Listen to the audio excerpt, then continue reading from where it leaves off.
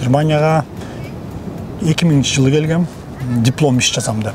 Немистерди үйрөткөн, немистерди башкарган мекендештеринде саны көп Германияда. Баягы биздин ата-бабаларыбыз бакчыта Берлинди алганга 300 миңге жакын киши каза болгон дейт. Жалкоолуктан анан ушу Берлинде эле калсам, аяк жакка барбай эле практиканы ушактан өтсөм деп бияка практикант болуп киргем.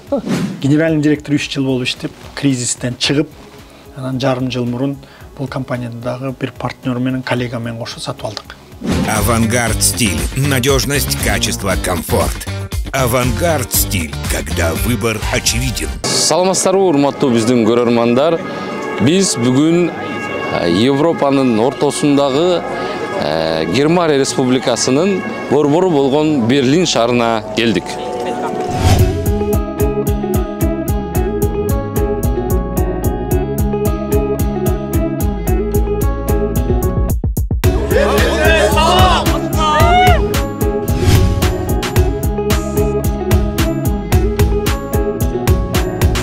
Бүгүнкү биздин чыгарылыштын каарманы 20 жылдан бери Германиянын борбору болгон Берлин шаарында эмгектенип ийгиликке жетишкен биздин мыкты жигитибиз Нурлан Мукаш.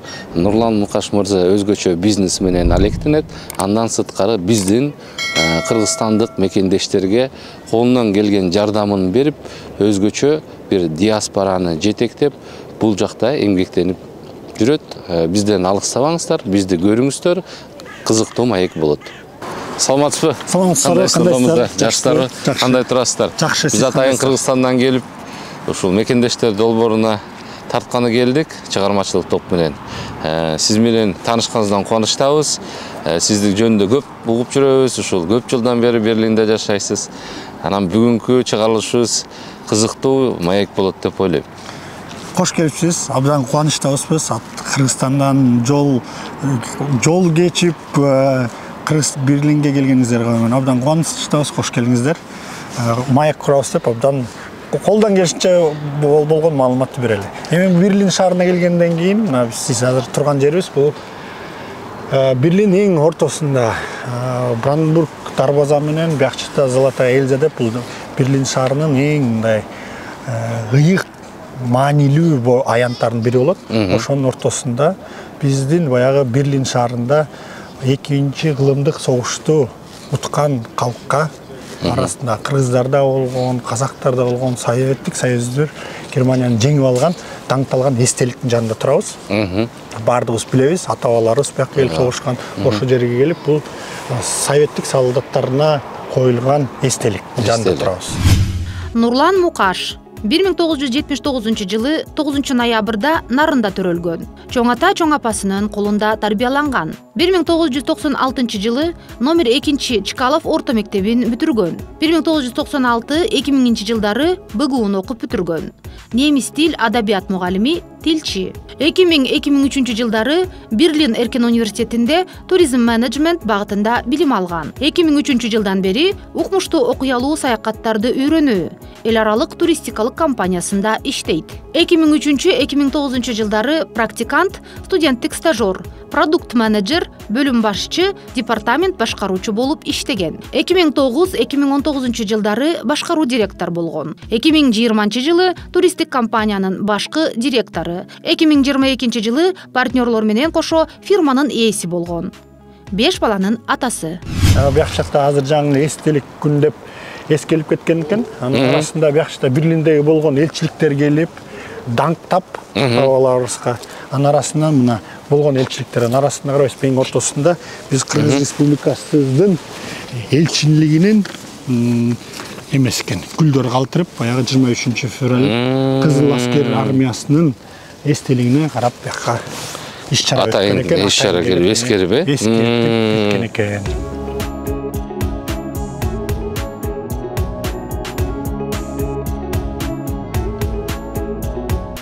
Ушул Берлиндин Германиянын бул квадригасы, Бранденбургский дарбаза, Германия немистерге эң ыйык эмес имарат. Имарат.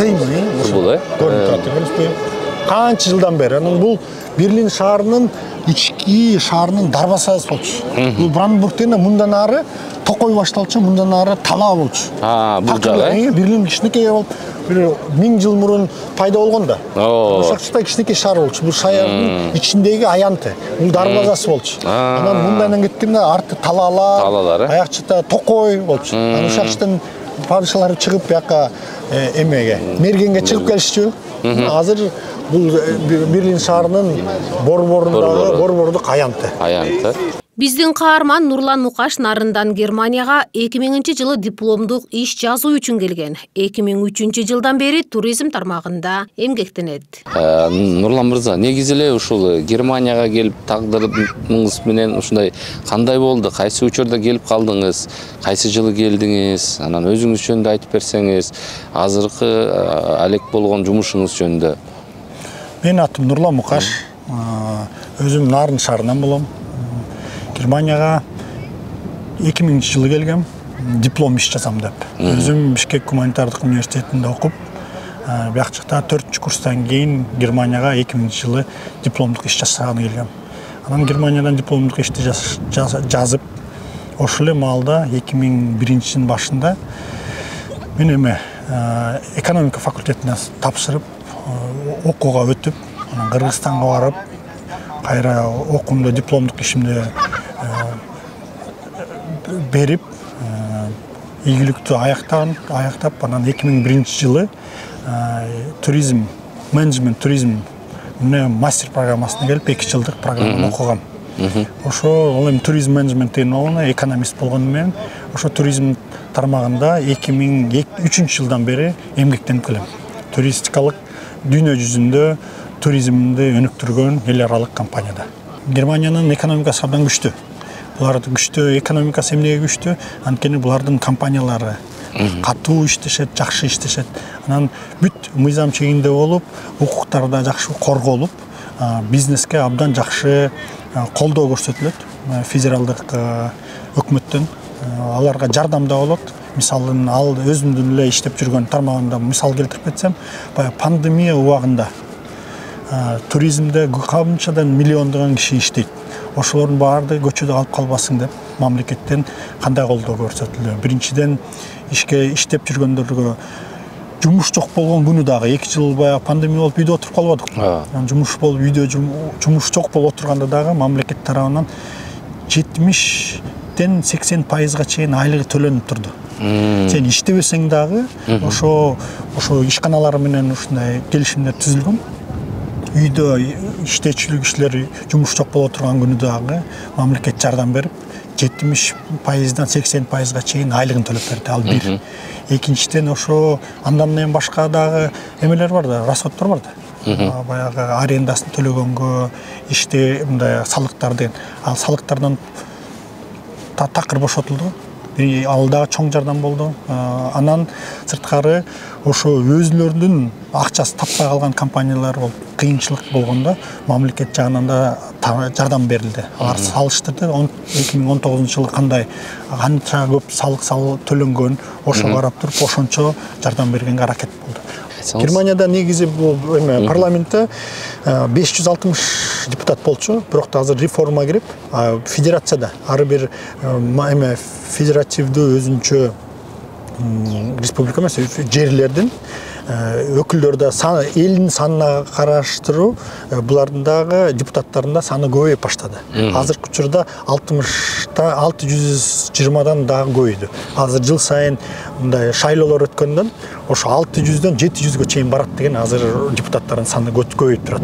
Бул мындай элдин санына байланыштуу. Башчыда депутаттардын дагы саны да көбөйүп азайып турат. Германияда системаны мындай кылган парламентаризм болгондон бул журналистика эгемендүү болуу үчүн бул депутаттарды өкмөттү жакшы тартып алардын жанында да аларга эле иштемес коомго иштеш үчүн мындай система киргизилген. Ар бир үй бүлө айына 17 евродан төлөйт.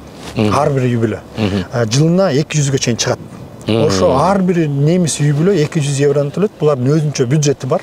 Ар бир киши билет. Сен иностранец болуп жарым жыл жашасаң дагы ошо жарым жыл 17 евродан төлөгөнгө сен сөзсүз төлөшүң керек. Ал эмнеге төлөнөт? Бул телерадио компаниялар эгемендүү телеберүүлөрдү даярдоо, көз каранды болбош үчүн эмелерге атка минер деп коет эмеспи? Бuyakta депутаттар дагы буларга кысымтык кылбош үчүн өзүнчө бюджет болот. Ал бюджет 17 евродан чогулганда 83 миллион эл ошончо акча төлөнгөндө кандай көптөгөн миллиард акча чогулат. Ошолордун баардыгы коомдук мамлекеттик эмес коомдук телерадио компанияларга бөлүштүрүп берет. Прессага мындай мажбурлап мага жаккан информацияны бер деген эки президентти журналисттер алып түшкөн. Анткени алар өзүнчө эгемендүү болот. Биз кандай беребиз болсо ошондой беришет. Мына ошо мисал алып келсек эле, салык каяка төлөнөт? Аны немистин баардыгы билет, каяка салык төлөнөт. Жолго төлөнөбү, телебери беришкөнгө төлөйбү, биз иштеп аткан салык төлөйбүзбү, туризмди өнүктүргөнгө, ошо ар бир жеринде өзүнүн тартиби бар.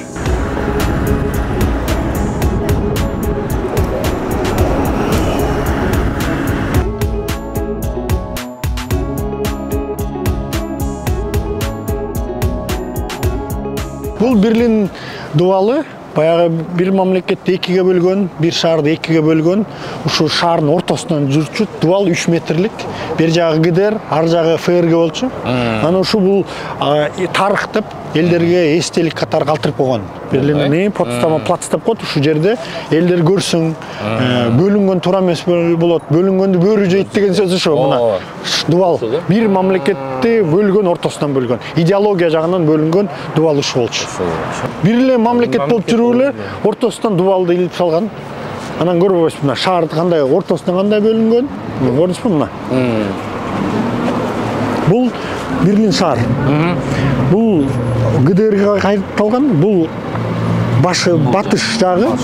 Анан бул жакты башка мамлекеттер колдогон, бирок да тышында Бранденбург. Мунун баардыгы ГДР. Ортосунда анклав болуп калган. Буга темир жолда жүрбөй, автожолда жүрбөй 2 жылга блокада болгон. Анан буяк жакка берлинецтер ачкадан өлүп калбасын деп буларга самолет менен американецтер, француздар, британецтер тамак ашын дагы алып келип, бир жылга чейин жакын аларга тамак ашын таратып турган. Инвестиционный проект. Японецтер келет, буяк жакта Берлин борбор болду деп өнүккөн мамлекет да Япония. Буяк жактан да биз дагы Sony өзүнчө центр куралы деп көп миллиардка проект жазып туруп, мына Sony центр жасайт. Чоң өзүнчө эле квартал. Жакшы. Квартал кылды, жасады. Салабыз деп баштайлы деп баштаганда немистер уруксат берет. Программаны көрөт. Макул жасалла дейт. Алар салып баштаса эле ортосунда мындай эски тарыхта белгилүү Кайзер тамак жасаган столовыйга имарат туруп калыптыр. Аны айтып японецтер алат. Муну алышыбыз керек да. Силер бизге макулдуулук бербедиңер десе, немистер айтат баягы чиновник. Жок, биз макулдуулук бердик. Аны көрбөй калыптырбыз. Бирок да бул имаратты жылдырганга болбойт. Жок, жылдырганга эмес, тийгенге болбойт. Бузганга болбойт. Анан японецтер акчасын бөлүп, котловандарды куруп, чоң Sony центр салып баштаса, ортосунда бул калып калган. Анан муну жылдырганга болбойт, анткени биякта көчө, тиякта көчө. Айласы кетип, анан дүйнө жүзүндө эң биринчи жолу бир үйдү, бир этаждуу үйдү эмес менен фундаментинен кесип 200 метрге жылдырган ушу Берлинде болгон. Ошо имарат ушу да. Көрдүңүзбү, булар Германияда баягы тарыхый имараттарды бузганга болбойт деп тыюу салынган. Анан ал укук буга тийгенге болбойт да. Анан ошону японецтер айласы кетип, эмне кыларын билбей, дүйнө жүзүндө биринчи жолу могу тамыр менен кесип туруп, зданияны темелерге коюп туруп, устундарга коюп, устунга 200 метр жылдырып туруп, ушакка коюп койгон. Бузулбасын деп туруп, анан ой айланайын, немистердин силердин мыйзамыңар катуу экен деп туруп, эме менен айнек менен жаап берген, бузулбасын деп. Ичин азыр Кайзер зал деп, Кайзер штуль деп коет. Бuyakta ичинде Кайзер Германия немистердин падышасы тамактанган столовый болуп чыккан. Ошону 200 метрде жылдырып, башка имараттарды салып, муну калтырып койгон. Негизи эле Нурлан мырза азыркы учурда биздин келечектеги жаштарыбызга кандай кеңеш берет элеңиз? Биринчиден ушу Германияга келиш үчүн, Европа өлкөлөрүнө негизи эле келиш үчүн эмне кылыш керек? Кандай жол менен келет? Андан сырткары аларга кандай мүмкүнчүлүктөр азыр силер жактан колдоого алып ачылып атат? Кандай аракеттер бар келечекте? Германияга келип иштейм, окуйм деген болсо эң негизгиси тилди үйрөнүш керек. Тилди үйрөнсө Германияда мүмкүнчүлүктөр абдан көп. Немис тилди үйрөнгөн Кыргызстанда шарттар бар. Университеттерде бар, мектептерде немис тилди жакшы окуп, көңүл буруп немис тилди окуп келсе, бuyakчыкта Германияда негизи сиз айтпайсызбы кандай шарттар бар. Азыркы маалда өнүккөн мамлекет Германияда жылына 400.000 орун бош болуп турат. Жакшы бир кесиптин ээси болсо, ар бир тармакта иштеп кеткенге мүмкүнчүлүктөр бар, көп. Анан Германиянын өкмөтү дагы аракет кылып атат. Бияк жакка жакшы кесип ээлерин, тилди билгендерди Германияга келип орноштуруп, жакшы айлык төлөп берип, биякчыда экономикага дагы салым кошуп, аларга дагы ушундай шарттар түзгөнгө мүмкүнчүлүктөр бар. Анан эми биз мекендештер, 20 миграция жөнүндө айтып кетсем, 20 жыл мурун, 25 жыл мурун кыргызстандыктар Германияга келгенде билим алалы деп, мага окшоп билим алалы деген Кыргызстандын мекендештер көп болгон. Бардыгы мындай санап келсек, азыр Германияда 12-ден 15 миңге чейин жакын мекендештер бар. Анын бардыгынын көбү билимдүү, немис тилди билген, кесиптерде ээлер болгон студенттер да, жаштар да көбөйдү. Жакында эле Кыргызстанга барып келдик. Миграция министрлиги менен жолуктук, билим берүү министрлиги менен жолуктук, ошо колледждер менен жолуктук. Азыр иш-чара алып баралы деген Медайым деген программа киргизип атабыз. Ал негизгиси эмне максаты? Кыргызстандагы жаштарга тилди үйрөнсө, B2 уровеньге үйрөнсө, ошо үйрөнгөнгө шарт түзүп берүү, каржылоо тилди үйрөнүшсүн дегенге. Андан кийин бuyakчыкта Германиядагы шарттарын кантип иштейт, ошону көрсөтүп берүү, курстарын ачуу. Андан кийин кепилдик менен Германияга жумушка орноштуруу. Ошо кесиби менен. Ошо медучилищанын выпускниктери бuyакка келип иштегенге. Айлыгы да көбүрөөк болот, тилди билген болсо. Ошон үчүн мотивация берели деп атабыз. Башка мурда Россиядагыдай болгондой бардыгы шашып барып анан кара жумушка ээ болбой, андан көрө өзүнүн кесибин жакшы окуп, немис тилди жакшы окуп, анан үйрөнсө, бияк жакка келип өзүнүн кесиби менен медайым болуп же мед мырза болуп иштесе, айлыгы дагы 2 эсе көбөйгөн атат. Негизи эле азыркы учурда Германияда биздин мекендештердин саны канча? Анан кайсы жумуш менен алек болуп иштешет? Кайсы тармакта көбүнчө? 20 жыл мурда келген мекендештердин саны айткандай, көп жылдан бери Германияга билим издеп, жумуш издеп келген мекендештердин саны көбөйүп 12 миңге чыкты. 12 миң официалдуу, расмий түрдө каттоодон өткөндөр, андан башка мындай бир 15 миңге чейин деп санайбыз. Бuyakчыда опер программалар бар эмеспи? Опер программалар менен жаш кыздар, балдар, мырзалар келип бияктан иштеп, эң жакшы программа деп ойлойм. Анткени бuyakчыда немис үй бүлөнүн ичине кирип, үйрөнүп, тилди үйрөнүп, маданиятын үйрөнүп, салтын үйрөнүп, анан бuyakчыда интеграция болгон мекендештер көп. IT тармагында SAP деген компания бар. Ошол жакчыкта SAP деген Германиянын эң чоң IT компаниясы. Ошондо эле менин билгеним боюнча эле 18ге жакын кыргызстандыктар бар. Анан өзү IT компанияны ачкан Кыргызстан мекендештер бар. Өзүнчө кыргыз, немис IT компанияны ачкан, жана искусственный интеллект деген бар эмеспи? Аны өнүктүргөн, Volkswagenге өзүнчө приложенияларды жасаган компаниялар бар. Ана жакта IT тармагында да көп инженерлер бар. Мындай айтып кетсек, көп кесипкө илим Макс Планк деген чоң дүйнө жүзүндө белгилүү институт бар. Аякчыда докторанттар бар, профессорлор бар. Аякчанда айтып отурсак, ар бир тармакта биз ошо кыргызстандык мекендештердин саны да көп. Билим алып, немистерди үйрөткөн, немистерди башкарган мекендештердин да саны көп Германияда.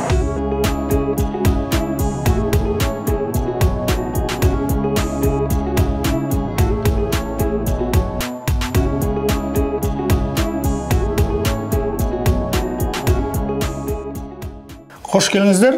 Бул эми биздин компаниянын, мен иштеген компаниянын эмес офисиндебиз. Lerni Erlebnisreisen деген компания. Биздин компаниябызга 36 жыл болду. 36 жылдан бери ушу Берлинде иш кылабыз. Эл аралык туризм өнүктүрүү компания. Эми концерн да болот. Биз өзүбүз корабльдарды салабыз, инвестиционный да фондубуз бар.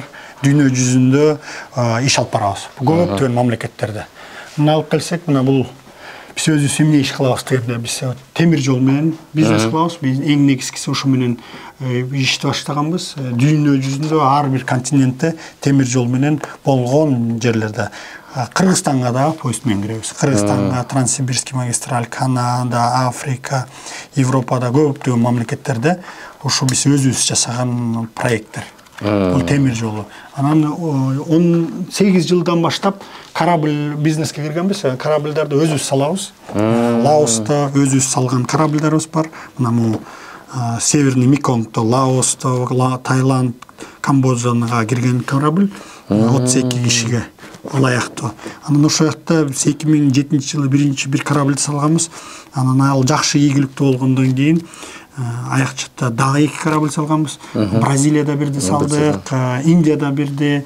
Анан ошентип дүйнө жүзүндө болгон жерлерде жана сиз көрдүңүз кичинекей корабльдар менен иш алып барабыз. Дүйнө жүзүндө кичинекей мына көрдүңүзбү? Бул Дуроталь деп Португалияда корабльдар менен жүрөбүз. Мына карап отурсак, көп болгон каякчыкта кандай, мына көрүңүз, бу жакта яхталар экен. Бул эме Бисага тиги Африкада жүргөн мындай яхталар менен круиздерди өткөрөбүз. Көбүнчөсү круиздерде. Анан салыштырып келсе биз дүйнө жүзүндө көп тармакта ошо сууларда жүргөн өзүбүздүн корабльдар менен Амазонада мисалы бизден чоңураак компания жок. Анткени биз аякта эң көп туристтерди алып барабыз.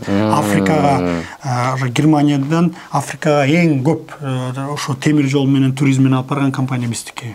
Жылына көп алып барабыз. Андан башка бул Швейцарияга пандемия башталганда биз көп мамлекеттерде жабылып калып, анан эмне кылабыз, Европадан чалбагалы деп дегенде биз дагы башка аракет кылалы деп бир Германиянын Швейцарияга темир жол менен жүргүзгөн компания бар болчу, бааны урлап. Аны сатып алганыбызга 1,5 жыл болду. 1,5 жылдын ичинде биз Германиядан Швейцарияга экинчи орунга ээ болдук. Эң көп туристтерди азыр Швейцарияга, Германиядан бизде кала баштадык. Бул компанияны алдык. Жаңы эле жарым жыл мурда Скандинавияга жиберген бир туристический компанияны сатып алдык. Анын жакта дагы азыр 2 офисибиз бар. Бирөөсү Штутгарттын жанында, бирөөсү Франкфурт деген шаардын жанында, аякчыда өнүгүү болуп атат. Анан эми жаштар пандемияга байланыштуу көп киши үйдө отуруп калып, анан поездге түшкүсү келбей, корабльга түшкүсү келбегендиктен биз азыр бир концепт ачып, активный туризмге дагы кире баштадык. Жаңы аякчыдан бир компаниянын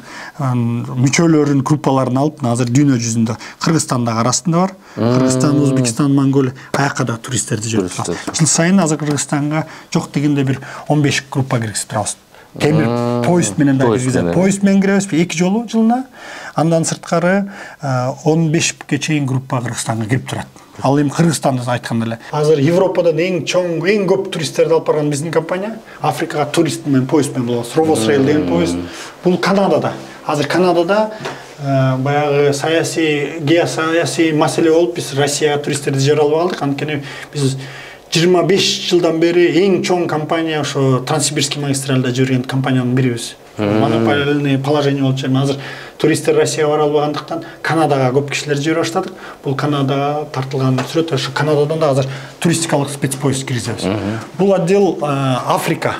Африка менен анан Скандинавия мамлекеттер менен. Биякта дагы 9 сотрудник эмгектенет. Булар азыр каталог выставка башталган атпайбы, ITB-га байланыштуу. Азыр даярдык көрүп, туристтер да жүрөт Африкада. Туристтерибиз да жолдо биз жайында эле иштебейбиз.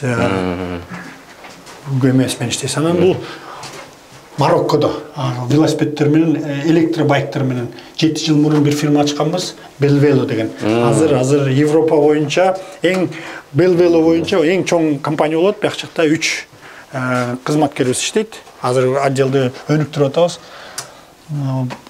Пандемияга байланыштуу бул офис бир эле 900 эле квадратный метр, бирок да 7-8 этажды эмки жылдан алып, план боюнча 30га жакын сотрудникти алабыз кайра. По темир жол менен иштеп атканда бул офиске мындай купе жасап койгонбуз. Ал купе клиенттер киргенде отуруп кандай болуп көрөт экен, поездде кетип баратканда ушундай купелер ушундай отурат. Бияктан темир жол менен кетип баратканда саякат болуп кетип бараткан пейзаждарды көрөсүз. Анан бул муну ачып коюп, мына түнкүсүн уктаса болот. купе ушундай көрүнөт деп атайын жасап койгонбуз офистер, элдерге көрсөтүп, кетип баратканда ушундай болот. Мындай. Бул Транссибирский магистральдагы поезддин бири купеси. Бул аякчыда вагондордо салганбыз, ошо вагондор Кыргызстанга ушундай вагондор да кирет. Ушундай көрүнгөн атайын. Бул мен өзүм кабинетим, иштеген жерибиз. 2 айга практикадан өтүү үчүн келген Нурлан Мукаштын аракетчилдиги, тынбаган эмгеги аны директорлук кызматка жеткирди. 2022 жылдан бери укмуштуу окуялуу саякаттарды үйрөнүү, немисче Lerniде Erlebnisreisen эл аралык туристтик компаниясынын ээси. Маегибиздин уланысында Нурлан мырза ушул азыркы жетектеп аткан компанияңыз жөнүндө айтып берсеңиз. Мен эми компания Lerniде Erlebnisreisen деген фирма Берлин шаарында 1986 жылы курулган. Ханс Энгберзинг деген немис Фрайбургда жашаган, бuyakчыда 86 жылы баягы перестройка башталганда биринчи темир жолдо орус тилин үйрөнгөнгө курс, батыш немистерге курс өткөрөлү деп проект жазыптыр. Анан ошондон бир заматтын ичинде ошо батыш немистин жакшы идеясын Нью-Йорк Таймста жазып чыгат. 86 жылы баягы жанагы темир эмнеп айтат эмес белек. Дубал бар эмес белек. Анан кантип эле ошо Советтик Союзунда батыш туристтерге тил үйрөткөн туристикалык компания болсун деп анан ошондон бери башталган 86 жылы. Ошондон бери темир жол тармагында туризмди өнүктүрөбүз.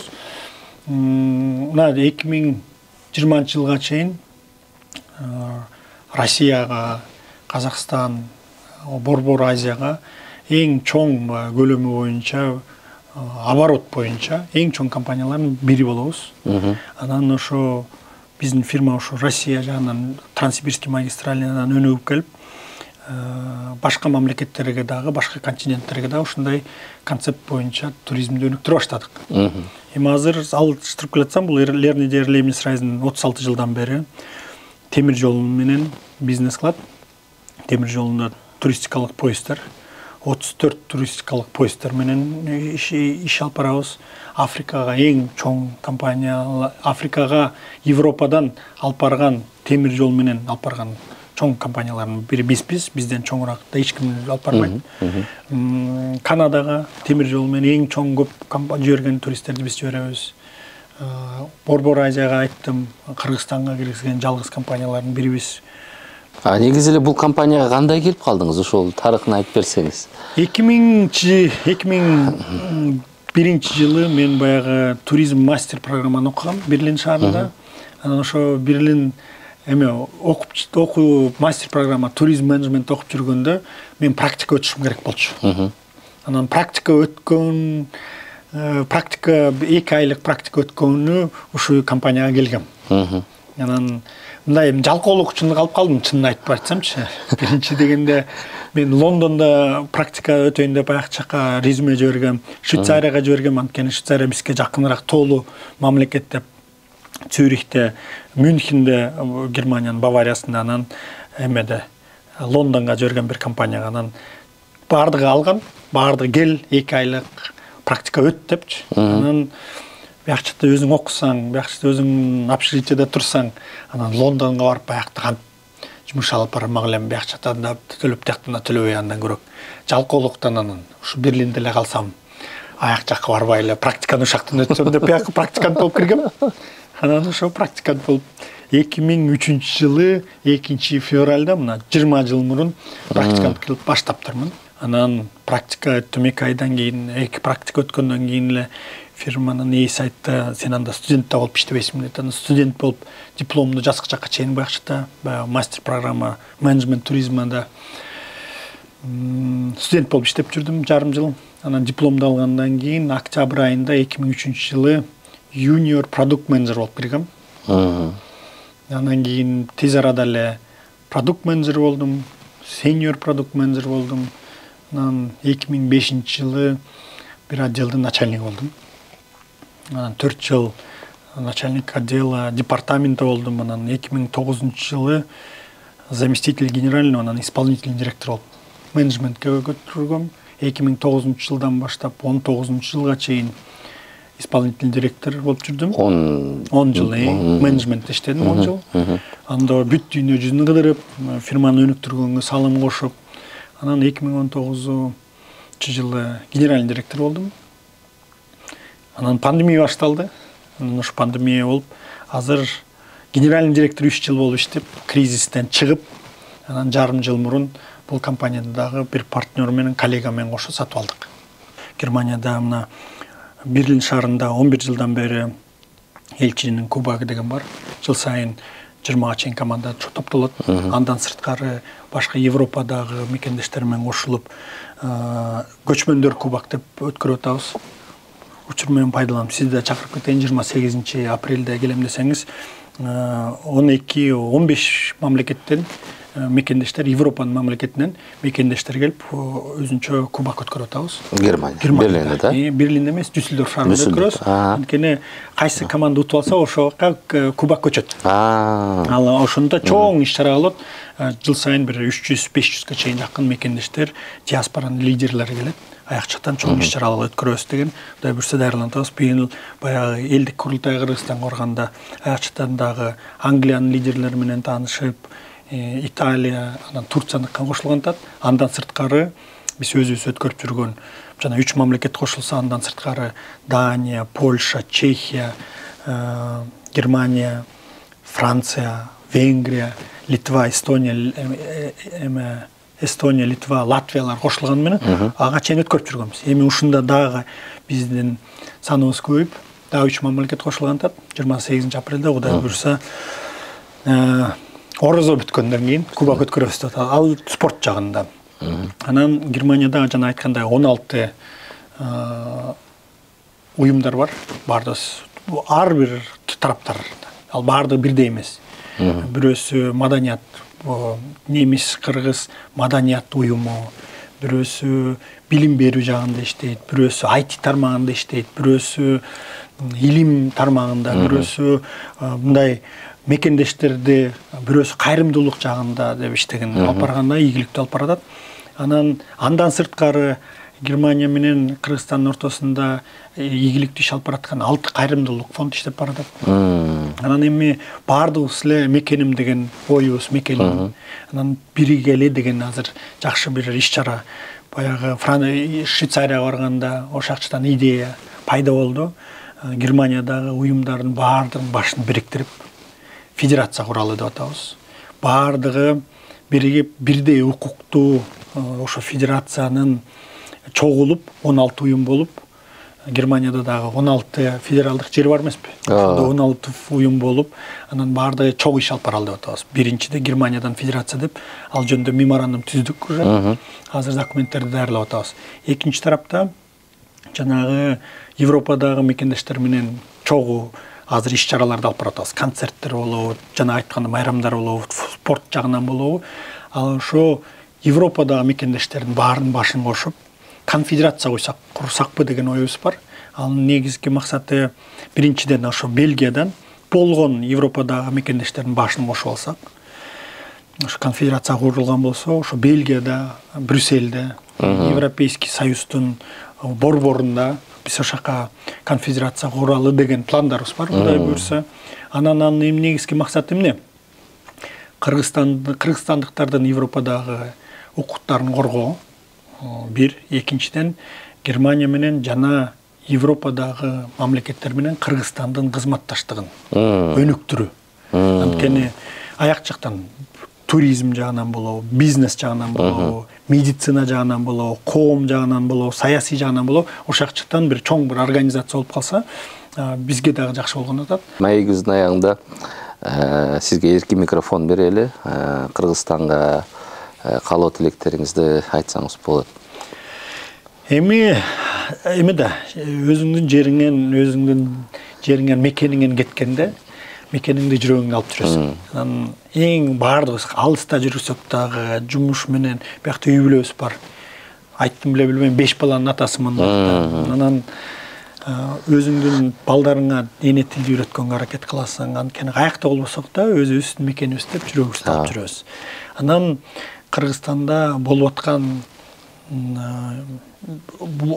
маалыматтын баарын алып турабыз, көрүп турабыз. Силердин азыр кылып аткан иш-чараңар абдан жакшы деп айтам. Анткени мекендештер чет өлкөдөгү мекендештерге платформа түзүп берип, формат берип, ошо ийгиликке жеткен мекендештер болобу, биздин жаштарыбыздарга жол көрсөтөлү деп сиздер жакшы проект баштап турсуңар. Ошоңуздарга абдан биз да кубанычтабызбыз. Иштериңиздерге абдан албан ийгиликтерди каалайм. Анан эми эркин айтарыбыз, мекенибиз өнүксүн деп баардыгыбыз иш аракет кылабыз. Сиздер мына жаштарды жол көрсөтөлү деп атыптырсыз. Биздин азыр диаспорада болуп, мекендештер болуп, Германияга мыйзам түрүндө жакшы жумуштарга орношсун деп иш-чараларды баштап атабыз. Анан эми мынтип айтат эмеспи, сен мамлекеттен сураба, сага мамлекет эмне кылат деп, сен өзүң мамлекетке эмнеге жардам бере аласың деп. Биз дагы алыста жүрсөк дагы өзүбүздүн мекенибизге жардамыбызды көрсөтөлү деп, Германиядагы мекендештер биригип жана кылабыз, иш аракетибиз кылалы, инвестиция тартып баралы дегенибиз ойлорубуз, көзүбүз төрт. Анан өзүбүз тажрыйбабыз менен бөлүшүп, инвестиция Кыргызстанга тартып, мекендештерибизге жол көрсөтөлү деген да аракеттерди кылалы деп кылып атабыз дагы, кылабыз келечекте. Мындан дагы көп ийгиликтүү иштерди алып барабыз деп ишенем. Германиядагы кыргызстандык мекендештер майрамдарда, маанилүү күндөрдө дайыма чогулуп турат. Бүгүн алар ак калпак күнүн белгилеп жаткан экен. Силер дагы келгенде жакшы болгон турбайбы? Мына азыр мекендештер болуп, улуттук калпак күнү өткөрүп жатабыз Берлинде. Мына бул республика аянтында, Рейхстагдын алдында мекендештер болуп, чогулуп, калпак күнүн белгилеп, кара жоргону бийлеп, чогулуп көңүл ача турганыбыз менен баардык мекендештерге улуттук калпак күнү менен чын жүрөктөн куттуктайбыз.